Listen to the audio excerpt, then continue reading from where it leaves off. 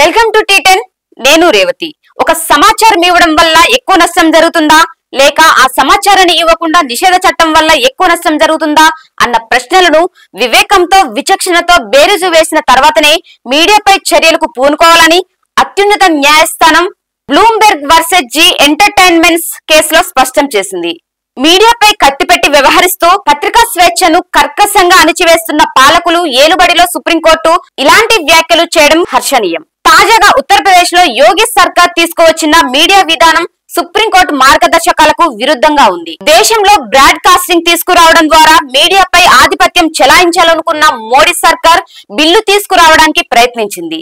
దానిపై తీవ్ర ప్రతిఘటన ఎదురు కావడంతో మోడీ ప్రభుత్వం ఆ బిల్లును పక్కన పెట్టింది. కానీ యోగి తమ రాష్ట్రం కోసం ప్రత్యేకంగా ఒక మీడియా విధానాన్ని రూపొందించారు. తమ ప్రభుత్వాన్ని పొగిడే వారికి నెలకు 8 లక్షల దాకా వ్యాపార ప్రకటనల రూపంలో ఆదాయం వచ్చే దారి చూపిస్తారట. అదే వారి ప్రభుత్వంలో లోపాలను తెలియజేసే వారిపై చట్టరీత్యా చర్యలు తీసుకుంటామని హెచ్చరికలు జారీ చేశారు. ఇది వారు అనుసరిస్తున్న ప్రజా వ్యతిరేక విద్వేషపూరిత విధానాలను ఎండగట్టే వారిని సహించేదే లేదని హెచ్చరించడానికి రూపొందించిన విధానం. ప్రజలకు అవసరమైన సమాచారాన్ని సేకరించడం, ప్రచురించడం, ప్రసారం చేయడం మీడియా బాధ్యత. ఇతరుల వ్యక్తిగత స్వేచ్ఛకు, గోప్యతకు భంగం వాటిల్లకుండా ఎక్కడ ఏం జరుగుతుందో తెలుసుకోవడం ప్రజల హక్కు. ఈ హక్కులను తగిన విధంగా పరీక్షించాల్సిన బాధ్యత ప్రభుత్వ యంత్రాంగాలది. పాలనలో పారదర్శకత, ప్రవర్తనలో ప్రజా విధేయత ఉన్న పాలక పక్షాల నుంచి దాపరికం లేని సమాచారాన్ని ఆశించవచ్చు.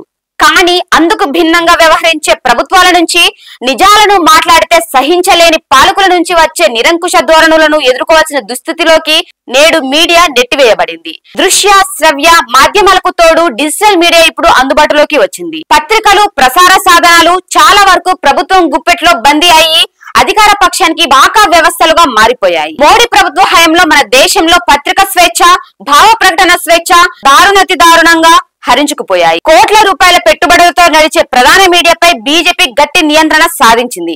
దాని ఏలుబడిలో ఎన్ని విధానపరమైన వైఫల్యాలు జరిగినా, ఎన్ని వ్యూహాత్మక విద్వేషాలు రగిలినా మీడియా నుంచి పొగడ్తలను, సమర్థింపులను మాత్రమే కోరుకుంటోంది. కొద్దిపాటి ప్రజాపక్ష మీడియా సంస్థలు, కొంతమంది జనహిత జర్నలిస్టులు వారి పాలన వైఫల్యాలను, దుర్మార్గాలను గొంతెత్తి చెప్పబోతే దారుణమైన అణిచివేతకు, వేధింపులకు బరి తెగిస్తోంది. జర్నలిస్టు కప్పన్ పై ఉపా కేసు బనాయించి 2 ఏళ్లు జైల్లో ఉంచింది. సామాజిక కార్యకర్త దిశా రవిని తీవ్రంగా వేధించింది.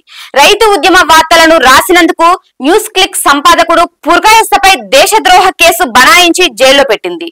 ప్రజల పక్షాన రాసిన, మాట్లాడిన అనేక మంది జర్నలిస్టులను సామాజిక కార్యకర్తలు వెంటాడి వేధించడం, ప్రజల పక్షాన రాసిన, మాట్లాడిన అనేక మంది జర్నలిస్టులను సామాజిక కార్యకర్తలను వెంటాడి వేధించడం, దాడులు చేయించడం, తీవ్రమైన కేసులు మోపడం వంటి కక్షపూరిత చర్యలతో భయోద్భతం సృష్టించడం ఒక విధానంగా కొనసాగిస్తోంది. ఈ కుట్రపూరిత ఆచరణ వల్లనే ప్రజాస్వామ్య దేశంగా చెప్పుకునే మన దేశం పత్రికా స్వేచ్ఛలో ప్రపంచంలో 161వ స్థానానికి దిగజారిపోయింది. అయినా తగ్గేదే లేదన్నట్టు యోగి సర్కార్ ప్రభుత్వ వ్యతిరేక డిజిటల్ మీడియాను కట్టడి చేయడానికి నూతన డిజిటల్ మీడియా విధానాన్ని తెర మీదకు తెచ్చింది. దీనికి యోగి కొలమానాలు సైతం నిర్దేశించారు. వెరసి యోగి ప్రభుత్వం సంఘం వ్యతిరేక, జాతి వ్యతిరేక ప్రచారం చేసే వారిని చట్టరీత్యా శిక్షిస్తారు. ఇది ఖచ్చితంగా భావ ప్రకటన స్వేచ్ఛను కట్టడి చేయడమే. గుణదోష నివారణ ప్రభుత్వాల గుప్పెట్లో ఉండడం అత్యంత ప్రమాదకరం. భావ ప్రకటన, పత్రిక స్వేచ్ఛ రాజ్యాంగం కల్పించిన హక్కు. దానిని కఠినంగా తొక్కి పెట్టాలనుకోవడం నియంతృత్వానికి దారితీస్తుంది. పీటీఐ వార్షికోత్సవంలో మీడియా ఒత్తిడులకు లొంగకుండా, ఎవరికి భయపడకుండా ధైర్యంగా ప్రజలకు నిజాలు తెలియజేయాలి. దేశాన్ని, సమాజాన్ని తీర్చిదిద్దడంలో ఫోర్త్ ఎస్టేట్ ది కీలక పాత్ర అన్న రాష్ట్రపతి మాటలకు యోగి సర్కార్ చేతులతో విలువ లేకుండా చేసింది. హిట్లర్ తదితర నియంతలు ఇలాంటి అణచివేత చర్యలకే పాల్పడి చరిత్రహీనులుగా మిగిలిపోయారు. ఈ పాలకులు కూడా ఈ దిశగానే పరుగులు పెడుతున్నారు. ఇది ఇవాల్టి న్యూస్. చూస్తూనే ఉండండి టీ10.